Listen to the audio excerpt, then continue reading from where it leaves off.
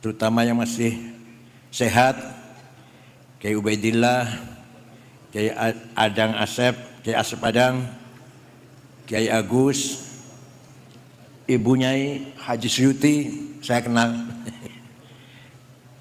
dan semua keluarga besar pesantren Cipasung. Hafidhakumullah jami'an. Hadratul Mustasyarin, Hadratul As-Sa'i Syuriyah, para ketua Tanfidiyah, Kiai Haji Zuhadi Muhammad, Ketua Wilayah NU Jawa Barat, dan Ketua Cabang NU Kabupaten Tasikmalaya dan Kota Tasikmalaya, beserta para pengurus seluruhnya, Badan Otonom Muslimat Fatayat, Ibnu PPNU, Ansor, Pagar Nusa, Jam'iyatul Qura Hufaz, Jamiatul Mutabaroh, An-Nahdiyah, Jatman, Wabakil A'adha min Nahdlatul Ulama, Sadati wa Sayyidati, Anisati Ashabi wa Zumalai, Ayyuhal Hudur, para pejabat pemerintah yang hadir, Pak Bupati atau yang mewakilinya, Pak Kapolres atau yang mewakilinya, Pak Dandim atau yang mewakilinya, Pak Kepala Kemenag atau yang mewakilinya, Ketua Majelis Ulama, Panitia Penyelenggara Haul Akbar yang ke-3. Oh, Kiai Ilyas. Haul ketiga, Haul Akbar yang ketiga, Kiai Ruhyat dan Kiai Ilyas dan semuanya. Mudah-mudahan silatul arham kita di sini ala barakatillah.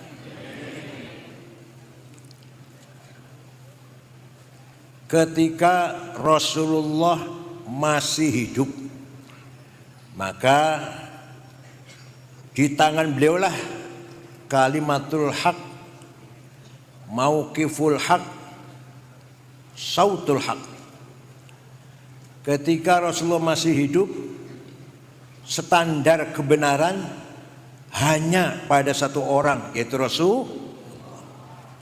Perkataannya, perbuatannya, perilakunya, atau keputusannya, tidak ada yang lain kecuali Rasulullah SAW. Setelah beliau meninggal, beliau meninggalkan dua yang paling penting. Satu, sunnahnya. Dua, jamaah santrinya, sahabatnya. Sunnahnya Rasulullah ada 3 macam. Sunnah qauliyah, naon? Sunnah fi'liyah, sunnah taqririyah. Sunnah qauliyah, qala Rasulullah. Sunnah fi'liyah, caranya beliau sholat, caranya beliau wudu, caranya beliau menyikapi tamu, ketika gembira seperti apa, ketika sedih seperti apa, ketika menang seperti apa, ketika kalah seperti apa. Itu semua menjadi sunnah fi'liyah. Yang ketiga, sunnah taqririyah, yang mengucapkan bukan Rasulullah, yang melakukan bukan Rasulullah, yang memutuskan bukan Rasulullah, tapi oleh Rasulullah dibenarkan. Maka namanya sunnah taqrir. Walaupun Rasulullah nggak melakukan, nggak mengucapkan, tapi memutuskan kebenarannya menjadi sunnah. Contoh, Sayyidina Bilal habis wudu sholat 2 rakaat. Rasulullah malah bertanya, sholat apa Bilal? Sholat apa Bilal? Dia wudu. Sholat apa? Benar Bilal, benar. Jadi kalau kita wudu sholatnya masih panjang, sholat duhurnya masih lama, atau sholat asarnya masih lama, setelah wudu disunahkan sholat 2 rakaat ba'diyatil wudu. Yang pertama melakukan bukan Rasulullah, tapi oleh Rasulullah dibenarkan, maka menjadi sunnah takririyah. Yang kedua, yang banyak orang nggak tahu ini, kalau Tasikmalaya tahu semua lah. Sunnah takririyah yang kedua, memuji-muji Rasulullah, menyanjung-nyanjung Rasulullah. Beliau tidak pernah minta dipuji, beliau tidak pernah bayar LSM siber supaya memuji, enggak pernah. Buzzer supaya memuji dia, enggak pernah. Tapi ketika ada yang memuji, dibenarkan, maka memuji-muji Rasulullah menjadi sunnah takririyah. Percaya ente? Yang percaya silakan, enggak apa-apa. Al-Mukarram Kiai Rohyat muda dari Kerawang. Ini Rohyat muda ya. Mana tadi Uyan?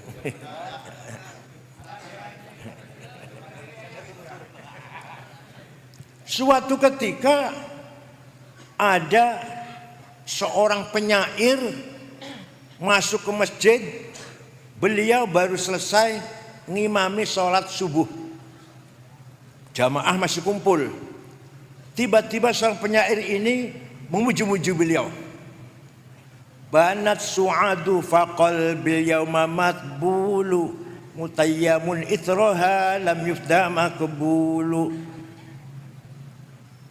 Innar rasula la sayfun yustadha'u bihi muhannadun min suyufillahi maslulu. Fi usbatin min Quraisyin qala qailuhum bibatni Makkah lamma aslamu zalu fama zala ankasun wala kushufu indal liqa'i wala milun ma'azilu syamul aranini abtal labusuhum bin nasi Dawuda fil hayja sarabilu la yafrahuna idha nalat rimahuhum qauman walaysu majazi'a idanilu la yaqa'tanu illa fi nuhurihim wa malahum an hiyadil mauti tahlilu. Panjang 175-an.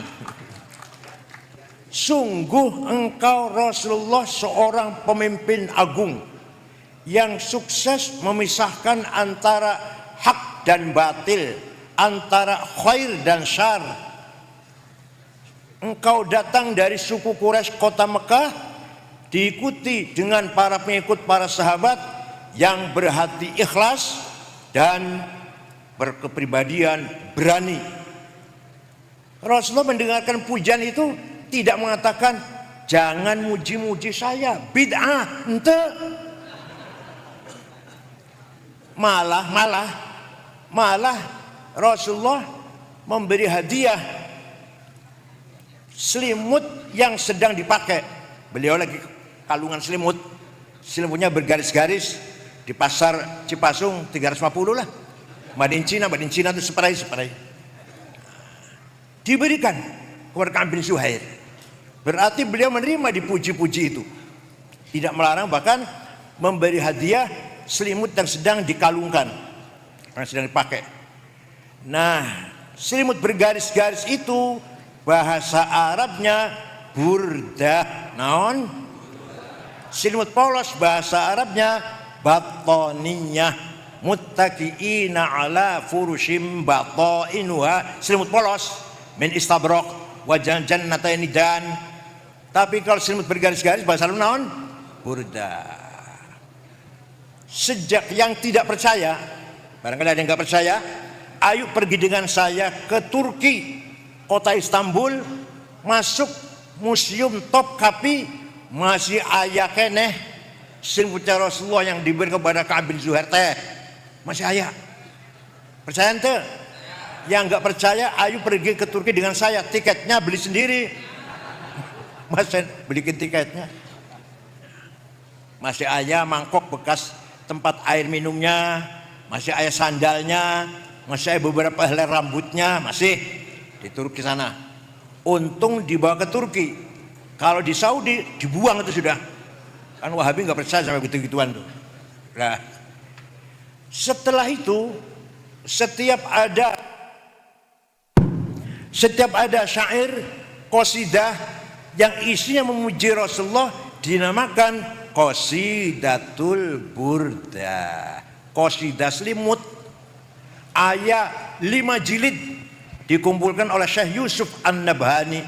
Tapi yang terkenal yang masuk ke Indonesia, burdah yang dikarang oleh Syekh Muhammad Al-Busiri dari Iskandaria. Beliau muridnya Syekh Abul Abbas Al-Mursi. Abul Abbas Al-Mursi muridnya Syekh Abil Hasan Asyadili.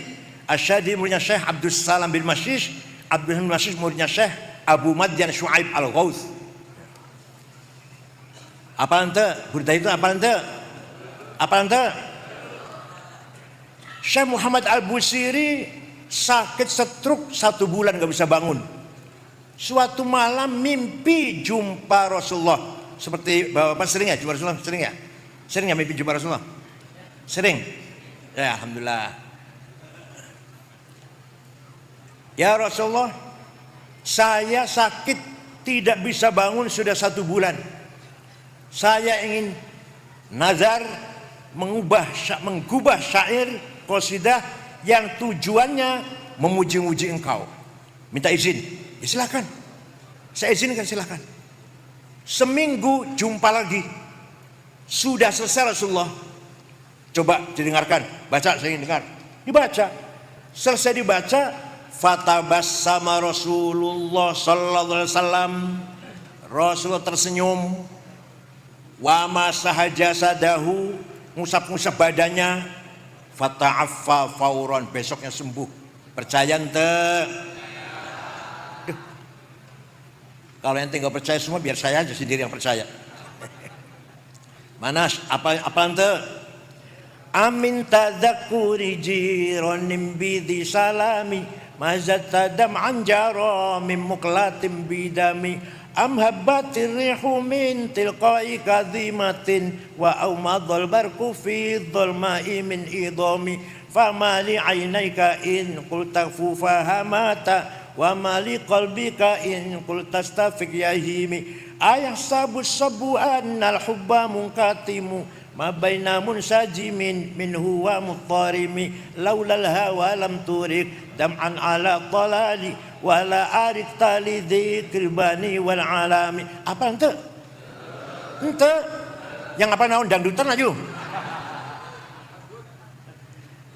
Amin tadzakuri jilm bi salami. Kenapa engkau menangis tiada henti-hentinya?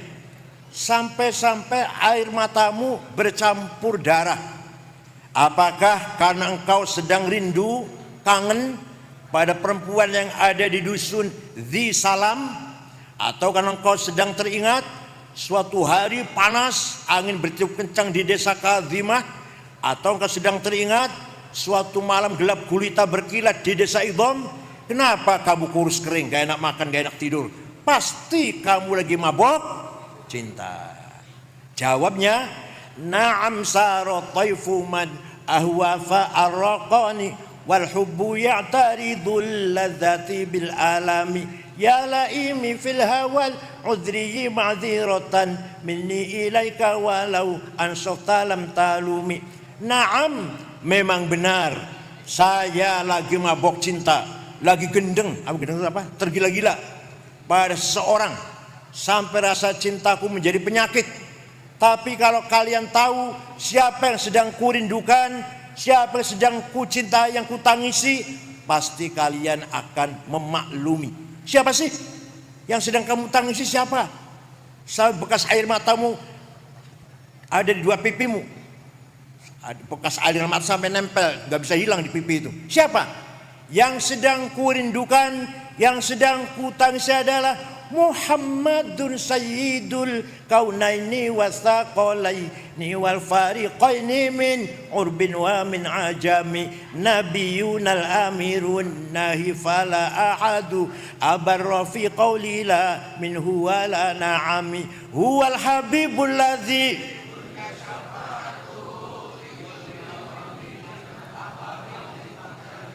Tos hijau yang ngapal?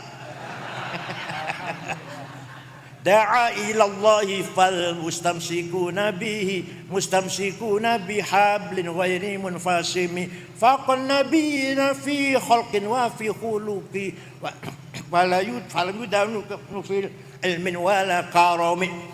Yang sedang ku rindukan, yang sedang ku tangisi adalah Sayyiduna Muhammad. Jangan buang, rendam air dingin semalaman, aku akan renyah kembali. Bungkus batangku dengan kertas timah, aku tetap segar dan kuning lebih lama. Mau tahu bagus atau busuk? Sayyiduna Muhammad.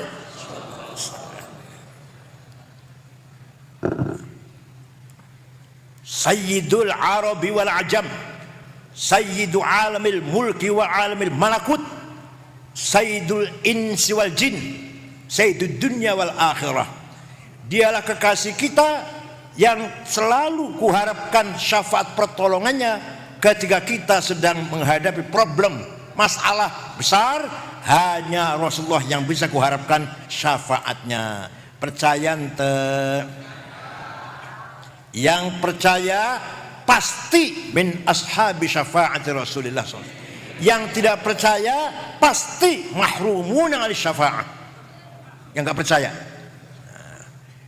Yang sedang kutangisi adalah Sayyiduna Muhammad sallallahu alaihi wasallam bin Abdullah bin Abdul Muttalib bin Hashim bin Abdul Manaf bin Qusay bin Kilab bin Murrah bin Ka'ab bin Lu'ay bin Ghalib bin Fihir bin Malik bin Nadhr bin Kinanah bin Khuzaimah bin Mudrikah bin Ilyas bin Mudar bin Nizar bin Ma'ad bin Adnan bin Ad bin Udad bin Hamaisa bin Salaman bin Banat bin Haml bin Qidra bin Ismail bin Ibrahim bin Azar bin Tarah bin Nakhur bin Syaruh bin Arhu bin Faligh bin Abir bin Al-Fakhshad bin Sam bin Nuh bin Lamak bin Matusalih bin Hormuz bin Akhnuh bin Idris bin Mihlayil bin Qinan bin Anush bin Syith bin Adam alaihissalam.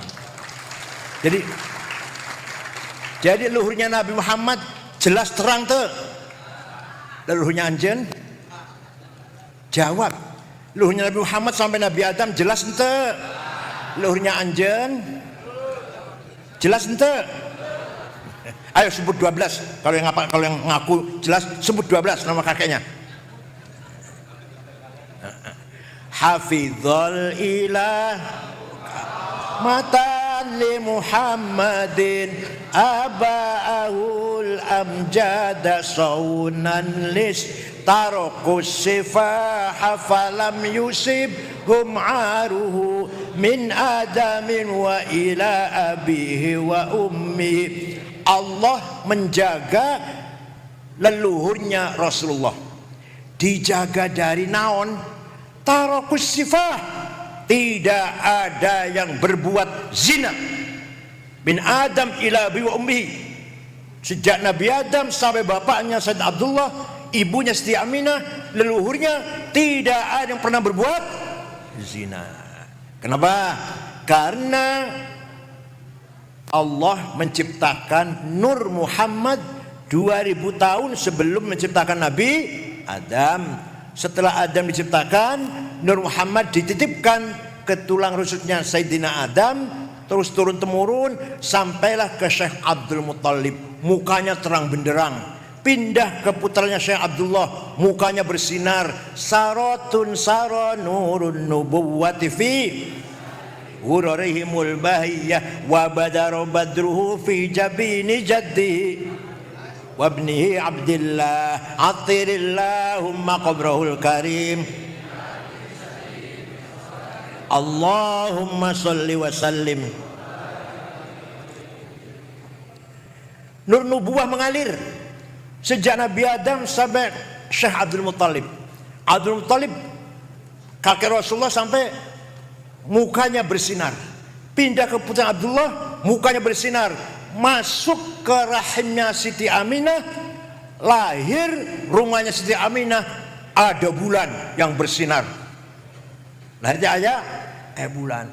Faulida sallallahu alaihi wasallam sajidan syakiran hamidan ka'annahu al-badru fi tamamih. Lahir Nabi Muhammad bagaikan bulan purnama. Sallallahu ala Muhammad sallallahu alaihi wasallam. Sallallahu ala Muhammad ya Rabbi salli wa sallim. Sampai-sampai Abu Lahab dari kejauhan melihat rumahnya Aminah aya naon, terang banget, ada apanya ya. Abu Lahab perintah budaknya namanya Suwaibah. Siapa namanya? Coba tengok, lihat rumahnya Aminah ada apa, terang banget, belum ada listrik kan. Pergi, datang lagi, Siti Aminah melahirkan bayi laki-laki, sudah dikasih nama Muhammad. Dari wajahnya bayi itulah datangnya sinar. Kata Suwaibah, Abu Lahab gembira mendengar berita itu. Suwaibah, sejak sekarang kamu bukan budak, kamu manusia merdeka bebas sama seperti saya. Karena saya senang Aminah punya anak laki-laki dan bersinar. Itu nanti Abu Lahab di akhirat masuk neraka jahim, tapi setiap hari Senin dikeluarkan. Selasa dimasukkan lagi, Selasa, Rebo, Kamis, Jumat, Sabtu, Ahad, Senin dikeluarkan. Selasa masuk lagi, terus selama-lamanya. Selasa, Rebo, Kamis, Jumat, Sabtu, Ahad di neraka, Senin dikeluarkan lagi.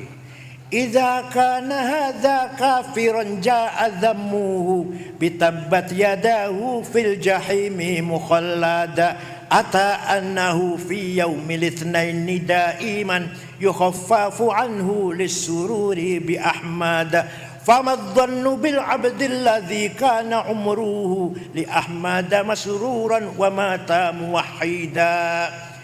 Abu Lahab dalam surat Tabbat Yada Abi Lahab pasti masuk neraka. Tapi setiap hari Senin yukhaffafu anhul azab, dikeluarkan dari azab. Kenapa? Lissururi bi Ahmada, karena gembira kelahiran Nabi Muhammad. Maka betapa besar pahalanya orang Cipasung, murid Cipasung, santri Cipasung, alumninya juga yang selalu membaca Barzanji, Deba, Burdah dan lain-lain madaih nabawiyah, pasti mendapatkan syafaat Rasulullah sallallahu alaihi wasallam. Ya Allah, yang sekali saja bisa dapat syafaat, apalagi yang tiap malam Jumat. Suaranya enak, baca Barzanji, lagunya enak, pulang bawa berkat. Aduh, apalagi yang baca berkatnya separuh kepala kambing. Pulang yuk, Dek.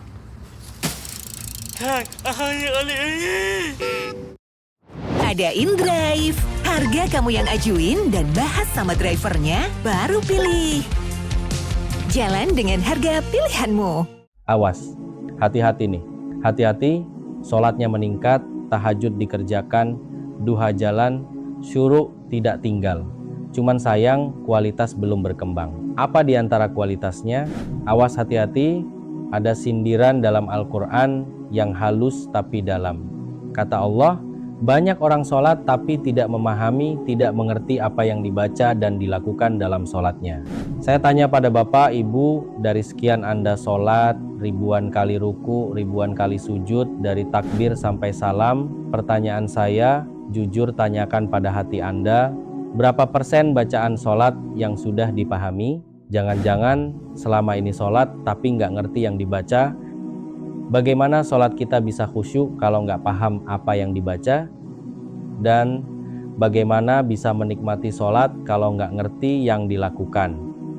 Semisalnya urusan dunia nih, seperti kerja, kalau nggak ngerti pekerjaannya kan mustahil bisa dikerjakan dengan benar.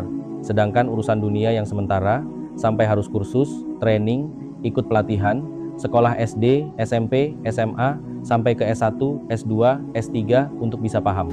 Lalu kenapa sholat yang kita kerjakan setiap hari sampai sekarang ada yang belum dipahami? Pantas sholat itu tidak menghadirkan kekhusyuan karena nggak ngerti yang dibaca. Di sini saya mengundang Anda bergabung di kelas online Bahasa Arab Pahami Quran. Di sini kita tidak akan belajar percakapan bahasa Arab pada umumnya, tapi kita fokus membedah makna bacaan sholat dan ayat-ayat Al-Quran agar Anda bisa merasakan dialog yang sesungguhnya dengan Sang Pencipta. Kabar baiknya, Anda cukup daftar sekali dan Anda dapat mengakses materi selamanya. Mari perbaiki kualitas ibadah Anda hari ini. Klik link di bawah untuk bergabung. Saya tunggu kehadiran Anda di kelas. Barakallahu fiikum.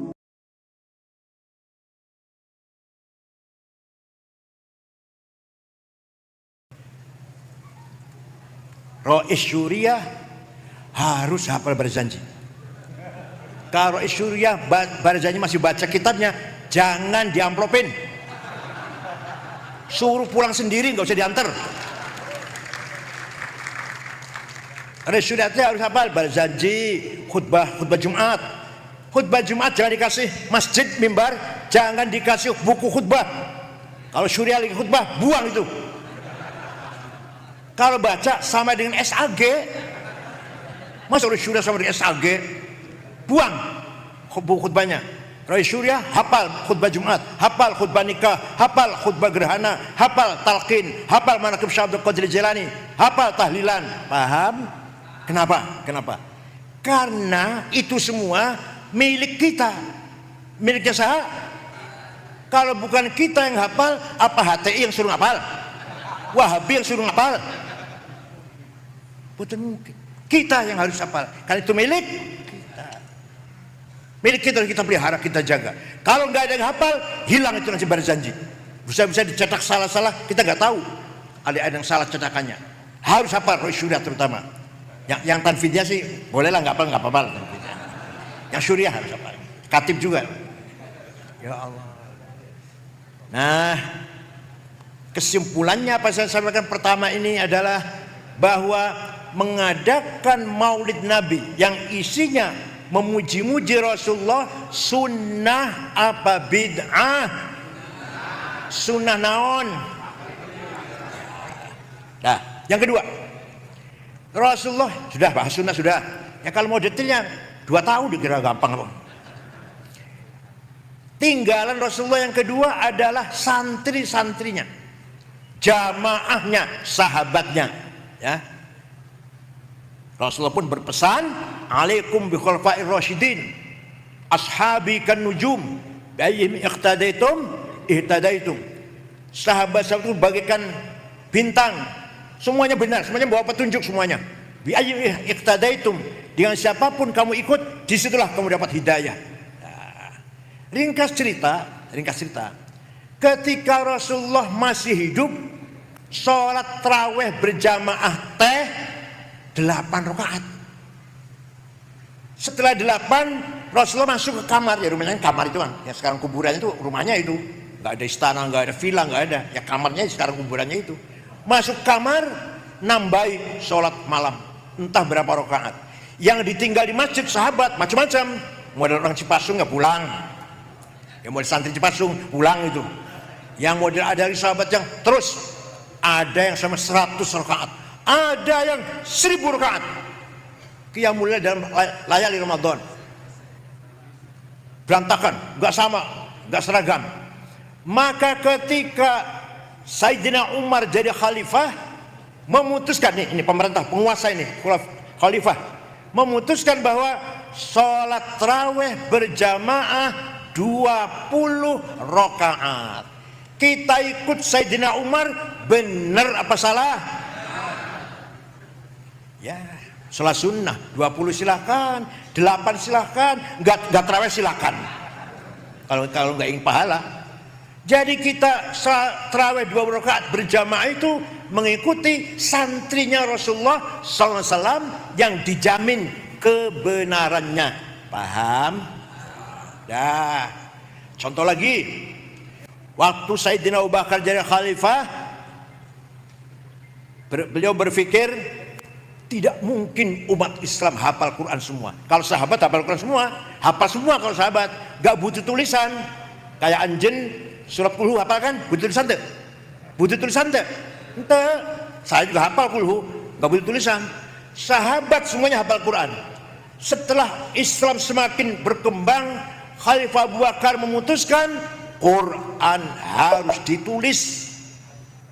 Tuh, Quran harus ditulis. Penulisnya 10 orang, Ubay bin Ka'ab, Zaid bin Thabit, Ibnu Mas'ud, Ibnu Al-As, Sayyidina Ali, Muawiyah bin Abi Sufyan. Penulis Quran. Dah dibagi-bagi ke Basrah, ke Kufah, terus bagi-bagi kota-kota ke Mekah. Dah lama kelamaan baca Quran kota satu dan kota yang lain bertentangan. Di sini ta'lamun, di sana ya'lamun. Di sini afala tafakkarun, di sana afala tafqahun. Karena maknanya hampir mirip-mirip saja kan. Maka ketika zaman Sayyidina Umar Ibn Khattab memutuskan ketika Sayyidina Utsman memutuskan Quran ditulis ulang. Semua mushaf yang ada di kota-kota ditarik ke Madinah, ditulis ulang. Setelah jadi satu tulisan, yang lain bakar yang lain supaya nggak ada pertentangan. Nah dari situ sampai Ayeuna Quran yang kita pegang itu namanya Mushaf Rasm Utsmani. Mushaf Rasm, Quran yang ditulis sejak zaman Sayyidina.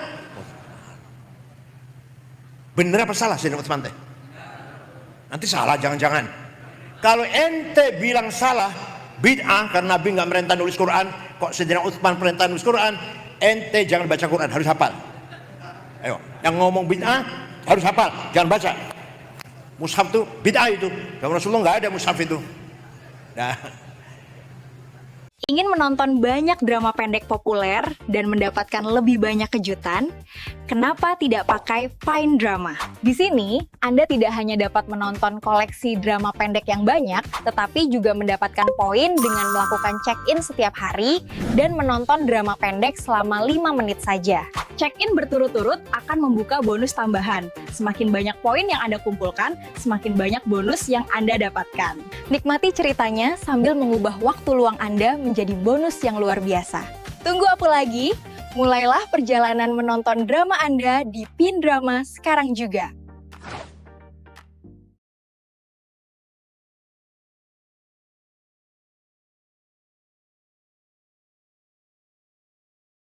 Everything you see, it's all free. No paywalls, no VIPs, just the stories you love. From high-stakes revenge to heart-melting romance, dive into a world of endless possibilities. Endless dubbed series. Your world, your voice. Crystal clear or data-friendly. Smooth streaming on any network. No internet? No problem. Download your favorites and watch whenever, wherever. Download and unlock your next chapter for free.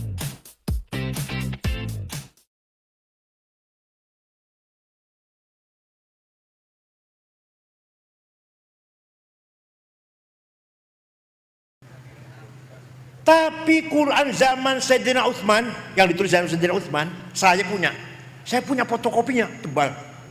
Tidak bisa baca saya, apalagi anjen. Saya nggak bisa baca. Kenapa? Titik saja nggak ada. Naon? Titik saya Allah. Maka setelah Islam semakin berkembang, baca Quran teh hese. Satu huruf yang lain nggak ada bedanya. Ada seorang ulama namanya Abul Aswad Ad-Du'ali, saha bukan orang Arab. Tahun 59 Hijriah. Wad'un nuqat 'alal huruf, memberi titik pada huruf. Ba titik hiji di bawah, ta titik dua di atas, ta titik tiga di atas, jim hiji di tengah, ha non titik, kho titik satu di atas, dan seterusnya. Baru baca Quran mulai gampang. Tapi masih seerkena yang kesulitan. Semakin bertambah jumlahnya umat Islam, semakin berkembang wilayah Islam, semakin berkembang, semakin kesulitan baca Quran. Maka ada seorang imam, Khalil bin Ahmad Al-Farahidi. Al-Farahidi itu orang Afghanistan. Farhad, kota Farhad, dikira Yaman apa? Al-Farid di mana? Afghanistan. Apa beliau? Bikin harokat askal, fathah, domah, kasroh, fathaten, domaten, kasroten, tasdid, sukun. Saya yang bikin. Imam Khalil bin Ahmad Al-Farahidi, wafat tahun 170. Baru baca Quran jelas. Aduh, ada harokatnya, ada titiknya, harokatnya. Tapi masih ayah kena yang keliru. Orang Banyumas ada orang bikin mas gak ya? Purwokerto, Kebumen, sampai sekarang kalau manggil saya Al-Mukarram Kiai Sangit ngakil. Innallaha wasingun ngalim. Ahlussunnah wal jamaah. Itu kiainya loh, itu kiainya itu. Bukan orang awamnya, bukan. Monggo Kiai Sangit, Masya Allah Kiai Sangit. Artinya apa? Artinya makhraj, keluarnya huruf dari tenggorokan, makhraj keluarnya huruf, keluarnya suara, mengucapkan huruf salah. Maka ada seorang ulama berjasa besar menggagas ilmu tajwid tilawatil Quran, ilmu untuk memperbaiki baca Quran. Namanya Imam Abu Ubaid Qasim bin Salam. Saha? Bukan orang Arab, wafat tahun 224 Hijriah.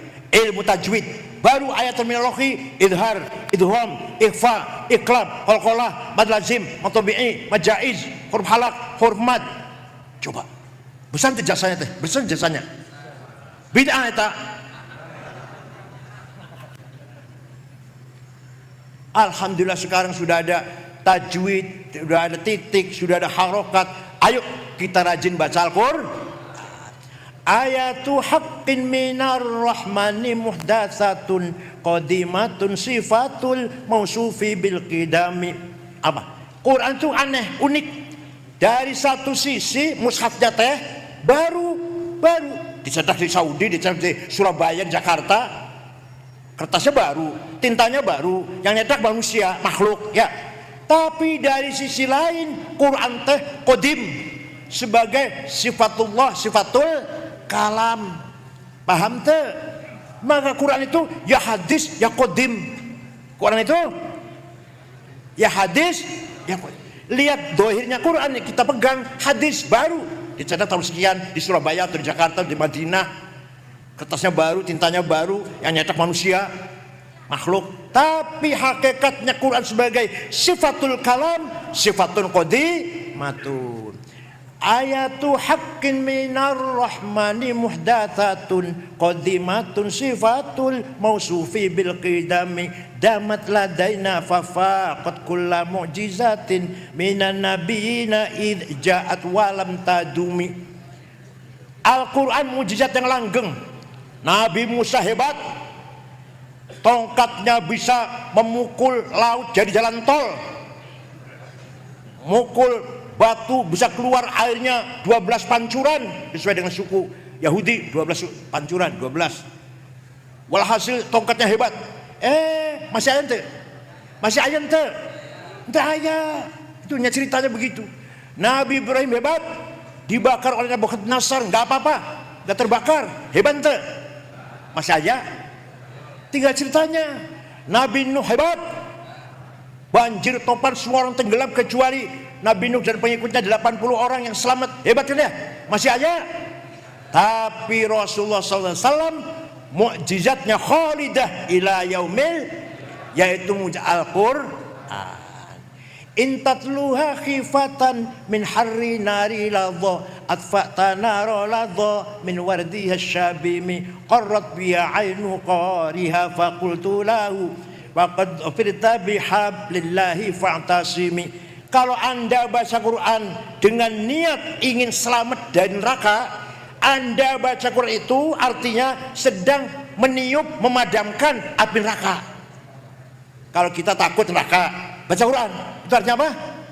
Meniup, memadamkan, mematikan api neraka. Paham teh? Itulah Al-Quran. Ya Allah, luar biasa. Nah, semakin berkembang, maka Quran butuh tafsir. Karena ayat Quran itu macam-macam. Pertama kali ada tafsir yang sempurna 10 jilid.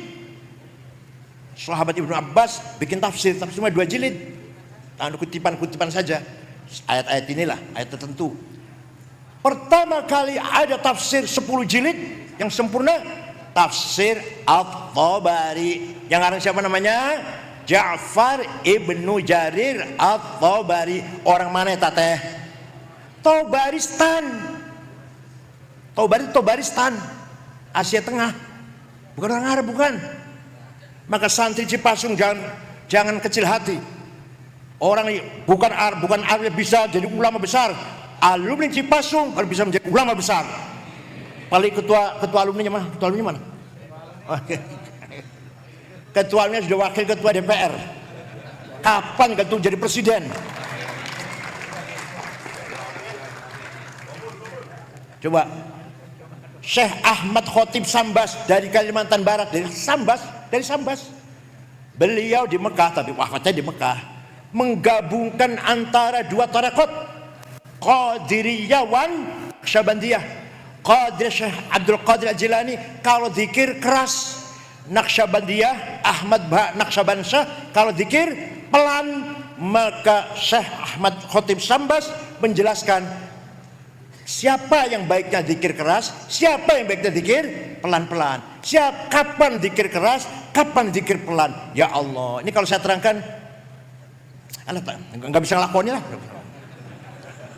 Hari ini saya ingin merekomendasikan aplikasi AI gratis, Dola. Bisa digunakan untuk belajar, kehidupan sehari-hari, maupun pekerjaan. Seluruh PDF materi ulasan cukup unggah berkas, satu klik, tandai poin penting, dan buat kerangka. Sering sulit tidur karena tekanan belajar? Langsung tanya Dola saja pakai suara. Selain itu, foto cantik seperti ini, foto produk, poster, semuanya bisa dibuat dengan Dola. Cukup unggah foto asli, lalu masukkan perintah. Semua fitur gratis sepenuhnya, tanpa iklan, membantu kamu selesaikan masalah nyata.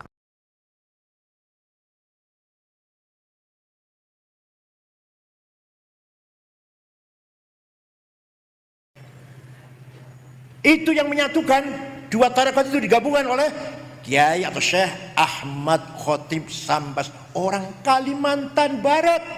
Kita tunggu alumni Cipasung bisa menggabung tarekat apa, yuk silakan. Paham tuh? Orang lain bisa, masa kita nggak bisa? Syekh Muhammad Nawawi Banten Al-Bantani, masih kakeknya Ki Ma'ruf Amin, karangannya banyak dari yang kecil sampai tafsir tafsir Munir lah, yang terkenal tafsir Munir, kemudian Syarh Nihayatuz Zain dan seterusnya. Orang Banten. Syekh Yasin Padang mensyarahi Sunan Abu Dawud, wafat tahun 90. Masih ayah orang alim dari Indonesia, dari Padang ya tete. Syekh, coba lagi, Abdus Somad Palembang, itu juga dari Palembang. Syekh Arsyad Banjarmasin, karena namanya Sabil Muttaqin. Walhasil ulama kita pun tidak ketinggalan dengan ulama-ulama Arab. Oleh karena itu Cipasung harus alumninya ada yang menonjol. Bukan masalah jumlahnya berapa, bukan jumlahnya ribuan, itu enggak biasa itulah. Pesan jumlah santrinya ribuan biasa itu. Tapi kalau ada alumni Cipasung menguasai Bahtul Masail, alumni Cipasung menguasai sastra Arab, alumni Cipasung hafal qasidah, wah itu baru bangga kayak Adang. Masya Allah. Kapan tateh? Monggo, jangan kecil hati. Orang-orang Persia, 95% ulama teh dari Persia, orang Ajam, bukan orang Arab. Yang ngarang ilmu nahu, grammar Arab, bukan orang Arab. Yang ngarang ilmu grammar Arab, bukan orang Arab. Amr bin Kumbur alias Imam Sibaweh, bukunya namanya Alkitab 5 jilid. Yang ngarang kesusastraan balaghah, ilmu balaghah, bukan orang Arab. Amr bin Ubaid, ilmu ma'ani, ilmu bayan, ilmu badi'. Walhasil Islam tidak melihat suku atau etnis atau bangsa mana. Kalau dia tekun akan manfaat ilmunya demi Islam. Itu mujizatnya Islam. Salah satu mujizatnya agama Islam. Suatu ketika Khalifah Umar bin Abdul Aziz tahun 99 Hijriah, beliau prihatin, sedih, banyak hadis palsu. Kalau Rasulullah bohong, maka beliau mengumpulkan ulama. Siapa yang bisa bikin metode menseleksi akhbar, menseleksi hadis? Semua ulama diam. Yang angkat tangan bukan orang Arab malah, namanya Syihabuddin Romahurmuzi dari kota Romahurmuz di Iran sekarang. Romahurmuzi, insya Allah saya bisa. Beberapa hari menghadap khalifah sudah selesai ilmunya. Apa namanya? Mustalahul hadis. Hadis sahih itu syaratnya harus ada 4. 1, muridnya ketemu dengan guru langsung, muttasil. Seperti saya ngomong, kata Gus Dur begini, itu benar. Tapi kalau saya ngomong, kata Kiai Hasyim Asy'ari, bohong, saya nggak ketemu. Kecuali kalau saya katakan, kata Gus Dur, kata Kiai Wahid, kata Kiai Hasyim, baru benar. Gaya. Kata Kiai Ru'yat, nggak benar, saya nggak ketemu. Kata Kiai Ilyas, benar, saya ketemu dengan Kiai Ilyas. Itu namanya muttasil.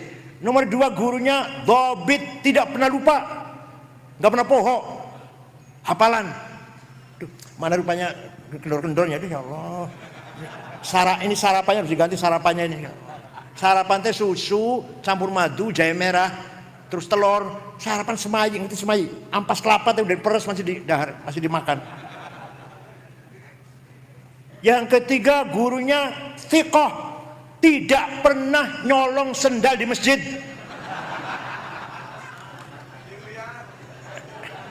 Tidak pernah nyolong duit di kotak masjid. Bisa dipercaya. Nomor 4, adil, kelakuannya benar, baru sahih. Kalau kurang 1 syaratnya, turun hadis hasan. Kurang 2, turun hadis dhaif. Dhaif faktornya apa? Mauquf, maqtu', munqati', mu'allal, mu'dhal, mursal. Ya Allah, ini ilmu ini harus berjalan di Cipasung. Karena ilmu ini sudah nggak doyan di luar pesantren. Nggak tahu untuk apa katanya. Yang penting kalau Bukhari pasti sahih. Ya kita harus tahu kenapa sahih. Itu kalau santri, Rawal Bukhari, ini hadis sahih, kenapa sahih? Hadis ini dhaif, kenapa dhaif? Harus ilmunya seperti itu, harus didalami. Itu khazanah kita. Silahkan tanya pada agama lain, bukan menghina, bukan. Tanya kok menghina, tanya. Anjen Romo pendeta kalau baca tajwid, kalau baca Bible teh, kalau baca Bible ayat tajwidnya ente idgham, ikhfa, iqlab, idhar, qalqalah, ayat ente. Injil Lukas, Injilnya ayat 4. Injilnya berapa? Matius, Markus, Lukas, Yohanes. Injil Lukas itu baru lahir tahun 66 Masehi, baru lahir. Isa al-Masih, Nabi Isa al-Masih diangkat ke langit tahun 28. Jadi nggak ketemu. Kalau Matius, Yohanes, Markus ketemu, itu minal hawariyin.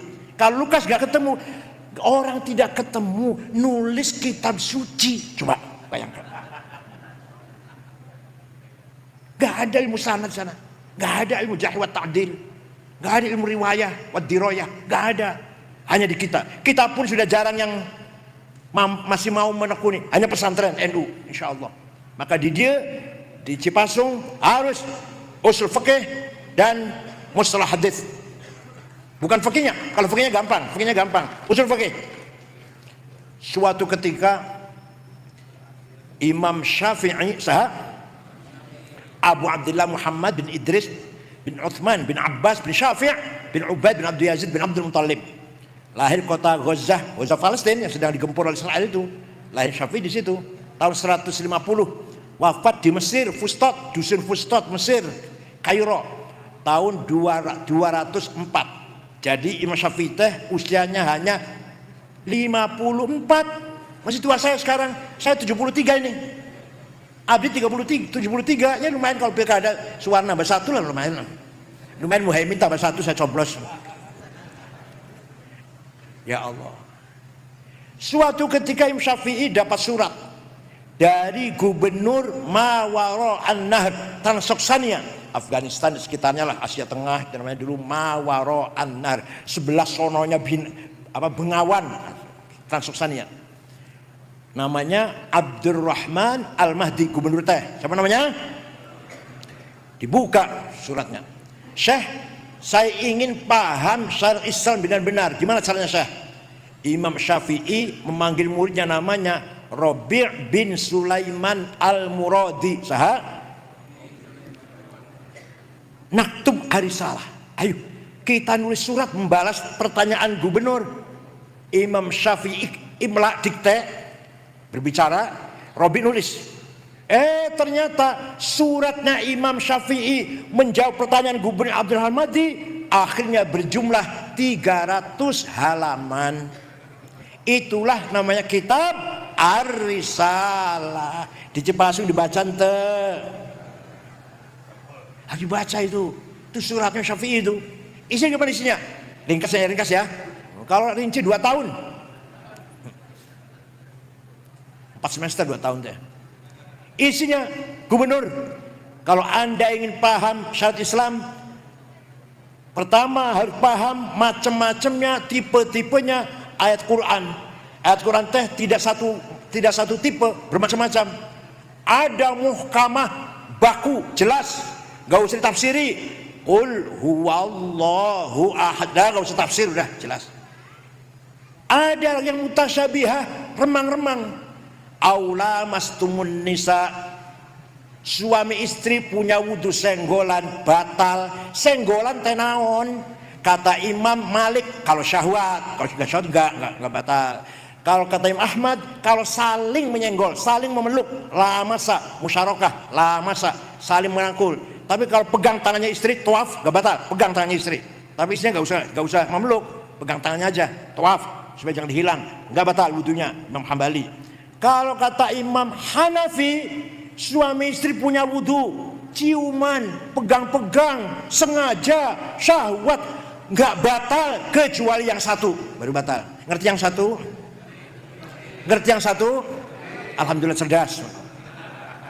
Kecuali yang satu baru batal. Kalau bukan yang satu nggak batal. Imam Hanafi memegang zakarnya sendiri nggak batal. Imam Hanafi memegang zakarnya sendiri. Kalau zakar orang lain baru batal. Punya sendiri nggak batal. Ya, Imam Hanafi. Kalau Imam Syafi'i, suami istri punya wudu senggolan, sengaja nggak sengaja, syahwat nggak syahwat, batal. Ya Allah. Dah, itu namanya ayat mutasyabihah. Adanya ayat mutlaqah, absolut. Ati'ullah wa ati'ur rasul, wajib taat pada Allah dan wajib taat pada Rasulullah, absolut, nggak bisa ditawar. Tidak kondisional, tapi absolut. Yang kondisional, wa ulil amri minkum, harus taat pada pemerintah kalau baik, dengan catatan kalau baik. Jadi beda sekali. Atiullah wa atiur rasul mutlaqah, wa ulil amri minkum muqayyadah. Paham?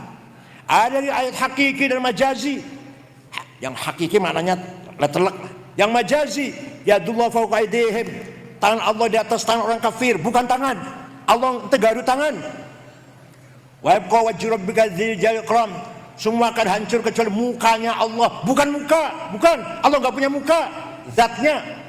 Wajah rabbuka malaku soffan soffa, malaikat berbaris. Wajah rabbuka, Tuhan datang periksa barisan seperti upacara apa pagi Senin apa? Yang datang bukan Tuhan, perintahnya yang datang. Nah, itu namanya apa namanya? Majaz. Ada lagi ayat umum. Aqimus sholah, siapa saja, kapan saja, di mana saja, wajib sholat 5 waktu. Tapi kalau wajahidu fi sabilillah wa qatilul ladzina kafaru, bunuhlah orang kafir, itu ayat turunnya ketika lagi perang. Kalau lagi perang, damai kayak gini, masih dibunuhin. Ketika lagi perang, ayo jangan kalah, bunuhin orang kafir itu. Jadi ayat khusus namanya. Walhasil harus paham beberapa tipenya ayat Al-Qur'an. Makanya kalau yang hanya baca terjemahan bagus, tapi untuk sendiri saja, jangan untuk fatwa. Ada orang yang ngambil Al-Qur'an, baca sendiri terjemahan, mangga, saya. Tapi jangan untuk fatwa, baca sendiri aja untuk pemahaman sendiri. Kalau fatwa harus profesional. Wala taqfu ma laisa laka bi'ilm. Kamu jangan ikut campur kalau kamu nggak ngerti. Saya nggak akan bicara tentang mesin, saya nggak akan bicara tentang keuangan moneter, perbankan, saya nggak akan berbicara tentang komputer, saya nggak paham. Kalau agama barangkali sedikit paham lah, sedikit paham kalau agama. Paham tidak? Jadi Quran melarang kita berbicara yang kita tidak paham. Wala taqfu ma laisa laka bihi ilm. Ini ayat profesional. Dah. Jadi silakan insinyur, sarjana hukum, siapa lagi? Pokoknya dokter apa-apa yang bukan agama, silakan baca Quran terjemahan, tapi jangan fatwa.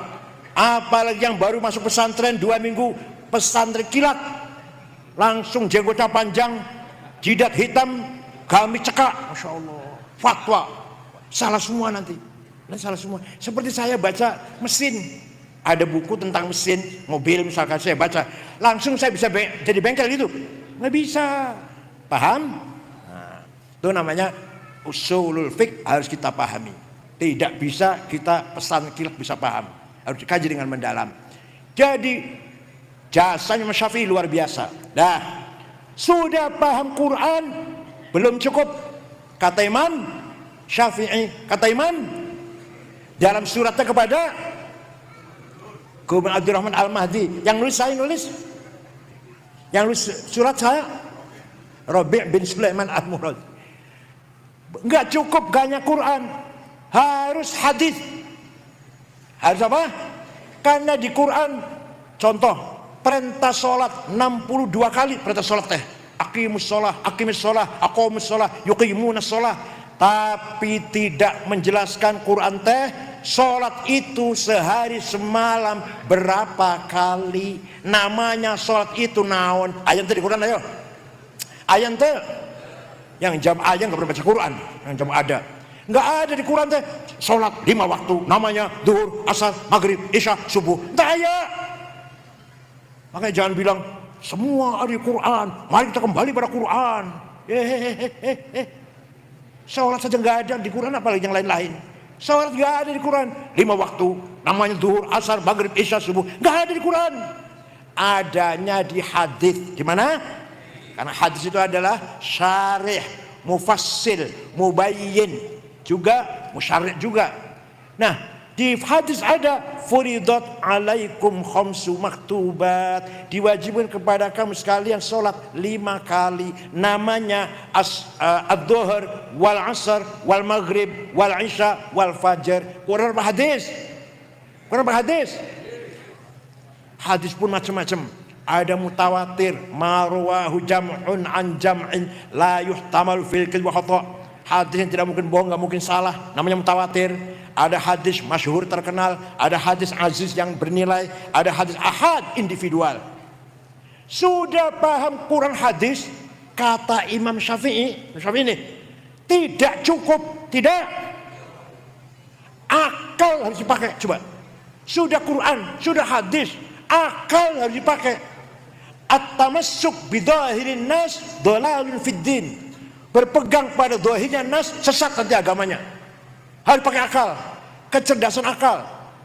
Namanya burhan, metodologi burhan namanya.